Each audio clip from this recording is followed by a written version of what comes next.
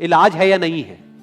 इलाज तो अभी तक सर्दी जुकाम का भी नहीं है, सर्दी जुकाम की भी कोई वैक्सीन नहीं है। क्या हम उससे डरते हैं?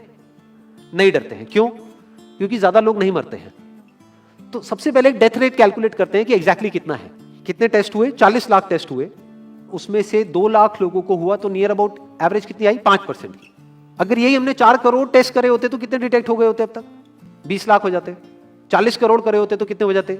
2 करोड़ हो जाते। टोटल अगर कर लिए होते हमने टेस्ट 130 करोड़ का, तो कितना नंबर निकल करके आ जाता? Near about 5 crore. इसका मतलब 5 करोड़ लोगों को या तो आज की डेट में है या हो चुका है।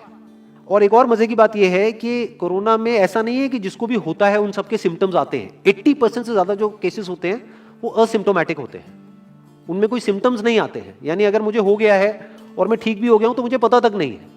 वो तब मुझे पता लगेगा अगर मैं अपने टेस्ट कराऊंगा जिसको एंटीबॉडी टेस्ट बोलते हैं, और मेरी बॉडी में एंटीबॉडीज मिलेंगी, तब मैं कह सकता हूं कि हाँ मेरे को था और वो ठीक हो गया है।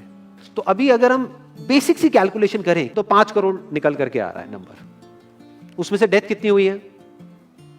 5,800। तो 5 करोड़ में से 5,800 डेथ हुई है। पहले तो इसको कैलकुलेशन को हमको ठीक करना है। डेथ को अंडर रिपोर्ट करने का कोई तरीका नहीं है, बल्कि ओवर रिपोर्ट किया जा सकता है। ओवर रिपोर्ट कैसे? फॉर एग्जांपल आपकी बॉडी में टेस्ट हुआ, आपकी बॉडी में मिला कोरोना वायरस, लेकिन आपके अंदर पहले ही बहुत सारी प्रॉब्लम्स चली रही थी, तब भी आपकी किसी ना किसी वजह से डेथ होने ही वाली थी। बट क्योंकि ये कोरोना आया आपकी बॉडी में, इस वजह से आपकी डेथ हो गई, तो ये ट्रिगर कर गया।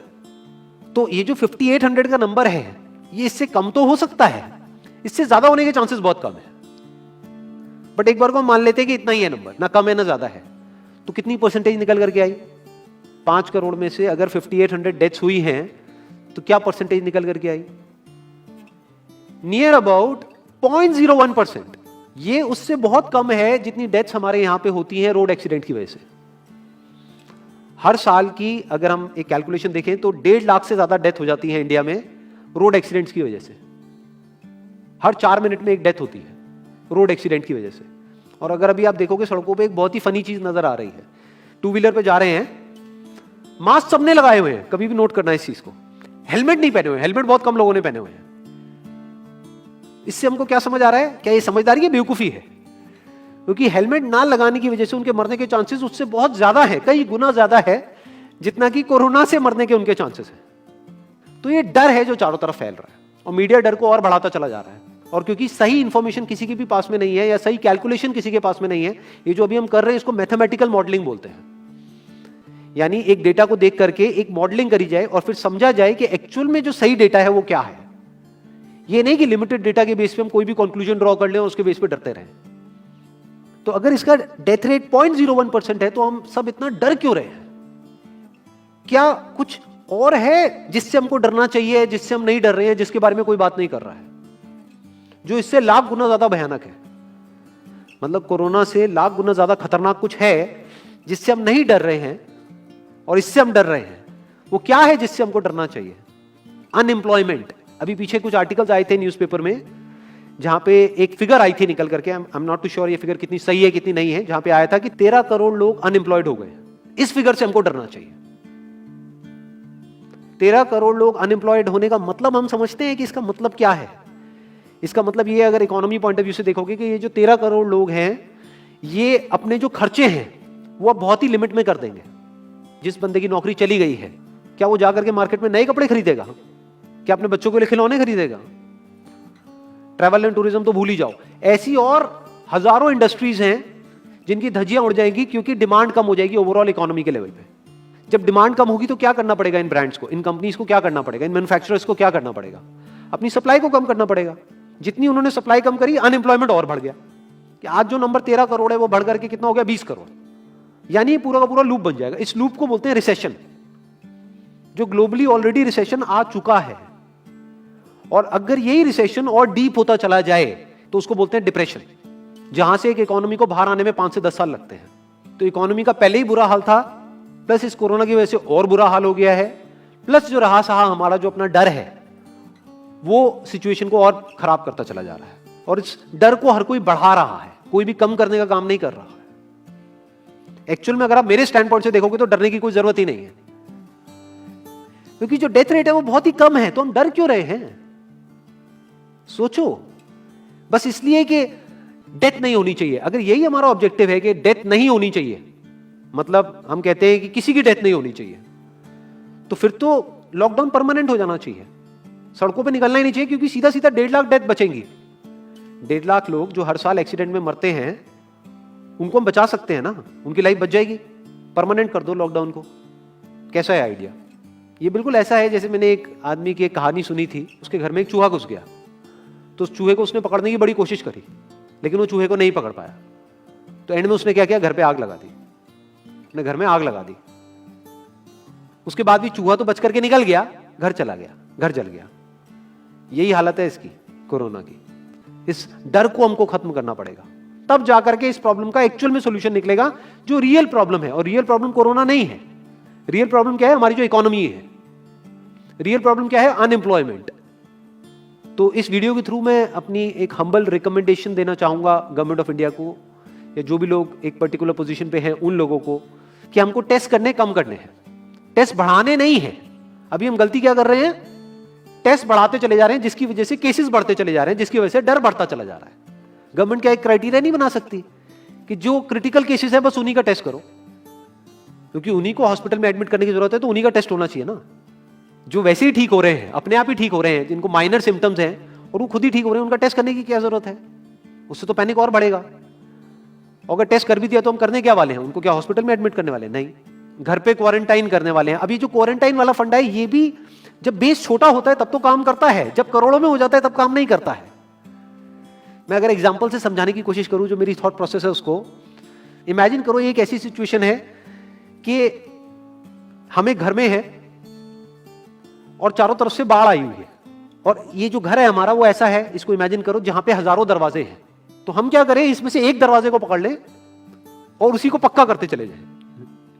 ये है क्वारंटीन, और बाकी के हजारों खुले पड़े हैं। एक को हम पक्का करते चले जा रहे हैं, क्योंकि यहां से पानी अंदर नहीं आना चाहिए। इंडिया की पॉपुलेशन क्या है? 130 करोड़। टेस्ट कितने हुए हैं अभी तक? 40 लाख। दिल्ली के कितने हो रहे हैं? 1 लाख। महीने के कितने हुए? 30 लाख। साल के कितने हुए? 3 करोड़ 60 लाख। तो यानी कि अगर हमको सबका टेस्ट करना है तो कितने साल लगेंगे? 36 साल। तो जब हमको दिख रहा है साफ साफ कि हम सबका टेस्ट कर ही नहीं सकते, तो हम टेस्ट क्यों बढ़ाते चले जा रहे हैं? या तो सबका टेस्ट करो और सब में से सबको देख करके सबको क्वारंटाइन कर दो। ये बिल्कुल ऐसा हुआ कि वो जो घर है जिसकी मैंने अभी बात करी, या तो उसको हर तरफ से सिक्योर करो कि अगर उसके 1000 दरवाजे हैं तो एक को बंद मत करो, सारे बंद कर दो।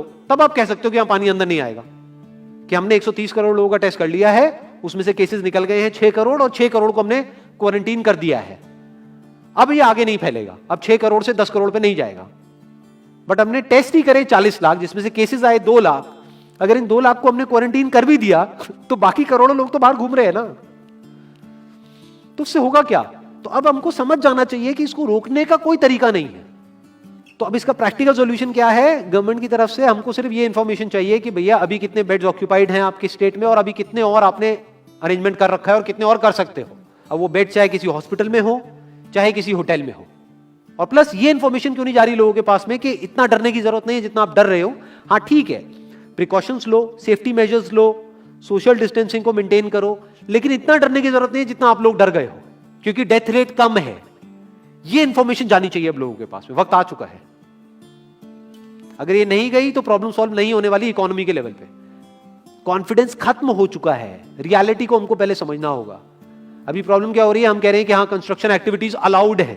गवर्नमेंट को क्या लग रहा है? अलाउड बोल करके सारी प्रॉब्लम सॉल्व हो जाएगी। अलाउड तो हो गई, बट मेरे जो फ्रेंड्स हैं जो कंस्ट्रक्शन इंडस्ट्री में हैं, वो बता रहे हैं कि लेबर ही नहीं है, लेबर सारी अपने गांव चली गई है। तो अब कौन कंस्ट्रक्शन करेगा वहां पे? अब ये लेबर चली तो गई है, इसको वापस कैसे बुलाओगे? मीडिया में अगर रोज ये दिखेगा कि केसेस बढ़ रहे हैं, केसेस बढ़ रहे हैं, केसेस बढ़ रहे हैं, वापस आएंगे वो लोग? 1 से लाख नहीं आएंगे। तो उनको मीडिया में क्या दिखना चाहिए, न्यूज में क्या दिखना चाहिए? कि अब ये प्रॉब्लम सॉल्व हो रही है। तो लोगों के अंदर का डर निकलना चाहिए। यानी जो भी मैंने अभी तक कहा, अगर मैं उसको सम अप करूं तो वो क्या है प्रैक्टिकली, अगर पॉइंटर्स में सॉल्यूशन देखा जाए। नंबर 1 मोस्ट इंपॉर्टेंट, टेस्ट धीरे धीरे हमको कम करने हैं, बढ़ाने नहीं है। दिन के 1 लाख टेस्ट हो रहे हैं, मैं ये नहीं कह रहा कि एकदम से 10,000 कर दो, 1 लाख के 90,000 कर दो, एटलीस्ट बढ़ाओ मत। समझ गए? 1 लाख के 1.5 लाख टेस्ट मत करो दिन के, 2 लाख मत करो, क्योंकि तब भी 36 साल लगेंगे पूरा करने में। अगर आपने स्पीड डबल भी कर दी तब भी 18 साल लगेंगे। 18 साल तक तो पता नहीं ये बीमारी कहां होगी, किसी को याद तक नहीं होगा। तो करना क्या है गवर्नमेंट को, अगर थोड़ा सा सेंसिबली चले कि टेस्ट को धीरे धीरे कम करते चले जाओ, यानी 1 लाख से 90,000 कर दो, फिर कुछ दिन बाद 80,000 कर दो, फिर 70,000 कर दो। इसकी वजह से क्या होगा, मीडिया में केसेस कम होते हुए दिखेंगे, अखबारों में केसेस कम होते हुए दिखेंगे, हर जगह पे जहां पे अभी आ रहा है कि अभी तक की सबसे बड़ी फिगर, आज तक के सबसे ज्यादा केसेस, वो सब धीरे धीरे कम हो जाएंगे। कम मीडिया में पैनिक फैलेगा, कम पैनिक फैलेगा लोगों में, धीरे धीरे लोग बाहर निकलना शुरू होंगे, जो अभी नीड ऑफ द आवर है। धीरे धीरे लोग बाहर निकलेंगे, धीरे धीरे डिमांड बढ़ेगी, धीरे धीरे लोगों में कॉन्फिडेंस आएगा, धीरे धीरे लोग जो गांव चले गए हैं वो वापस आएंगे, एक्चुअल में काम शुरू होगा। ऑन पेपर नहीं कि काम शुरू हो गया है, एक्चुअल में लोगों का काम शुरू होगा, लोगों का काम शुरू होगा, इकोनॉमी शुरू होगी। बिल्कुल ऐसा है जैसे 2 महीने के लिए आप किसी गाड़ी को बंद करके कहीं पे रख दोगे राज में, तो क्या होगा, बैटरी डाउन हो जाएगी, उस वक्त क्या करना पड़ेगा, उसको धक्का मारना पड़ेगा। तो अभी उस धक्के की जरूरत है, जंप स्टार्ट की जरूरत है। अब जो टाइम है वो डरने का नहीं है, इस डर को खत्म करने का है, क्योंकि कोरोना ने जितने लोगों को नहीं मारा, ये डर मारने वाला है असलियत में। तो अब इस डर को खत्म करने का टाइम आ गया है। अब हम सबको मिलकर के दिमाग ये लगाना है, ये नहीं कि डर को कैसे बढ़ाएं, बल्कि दिमाग ये लगाना है कि डर को कैसे कम करें या खत्म करें, और लोगों के कॉन्फिडेंस को कैसे वापस से लेकर के आए।